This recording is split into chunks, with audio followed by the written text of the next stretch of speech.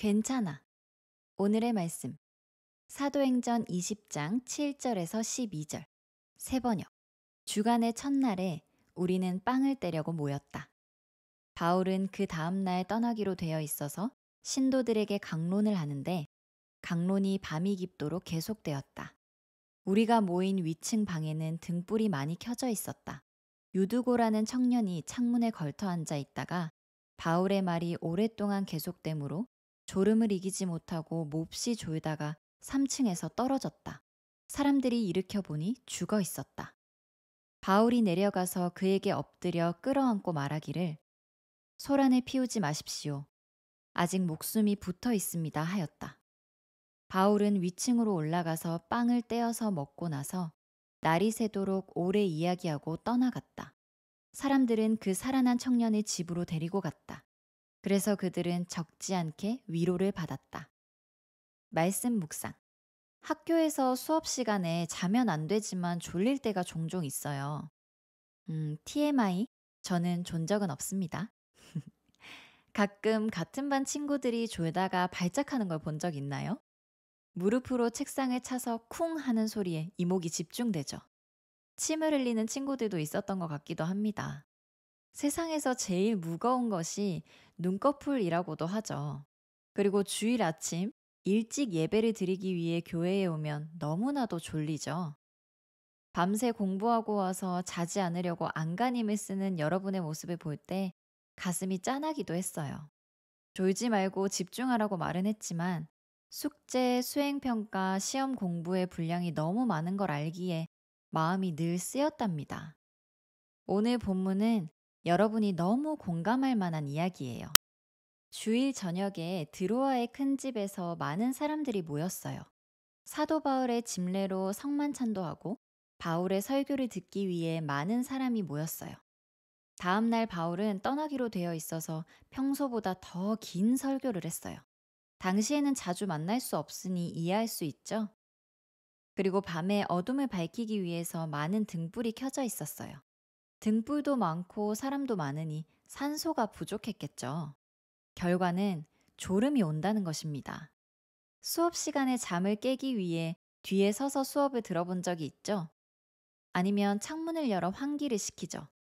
설교가 너무 길고 졸려서 깨기 위해 유두고라는 사람이 3층 창문에 걸터 앉았어요. 9절. 유두고라는 청년이 창문에 걸터 앉아 있다가 바울의 말이 오랫동안 계속되므로 졸음을 이기지 못하고 몹시 졸다가 3층에서 떨어졌다. 사람들이 일으켜 보니 죽어 있었다. 그리곤 졸다가 떨어져 죽었어요. 설교를 듣다 죽었으니 모두가 당황하고 동요했겠죠. 바울은 유두고에게 다가가서 이렇게 행동했어요. 10절. 바울이 내려가서 그에게 엎드려 끌어안고 말하기를 소란을 피우지 마십시오. 아직 목숨이 붙어 있습니다 하였다. 끌어안고 이야기하니 다시 살아났고 심지어 다시 위층에 올라가 빵을 먹으며 밤새 이야기했어요. 11절. 바울은 위층으로 올라가서 빵을 떼어서 먹고 나서 날이 새도록 오래 이야기하고 떠나갔다. 12절. 사람들은 그 살아난 청년을 집으로 데리고 갔다. 그래서 그들은 적지 않게 위로를 받았다.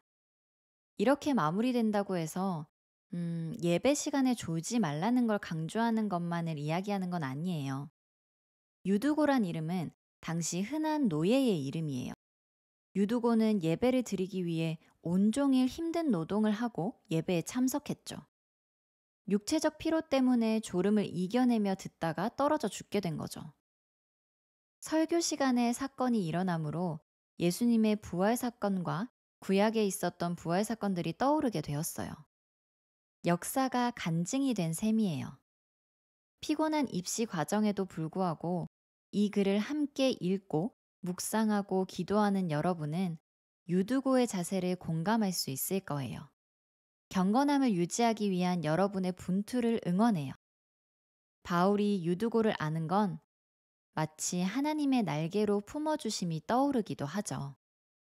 오늘 분투 속에 있는 여러분에게 하나님은 여러분에게 수고했다, 잘하고 있어 라고 안아주시며 이야기하실 거예요.